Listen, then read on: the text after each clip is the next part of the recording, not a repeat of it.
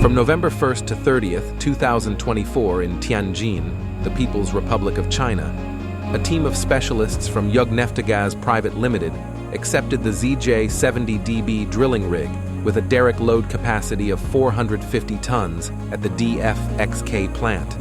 This drilling rig is designed for drilling oil wells under contract number T5-8-397 with the state concern Turkmennebit.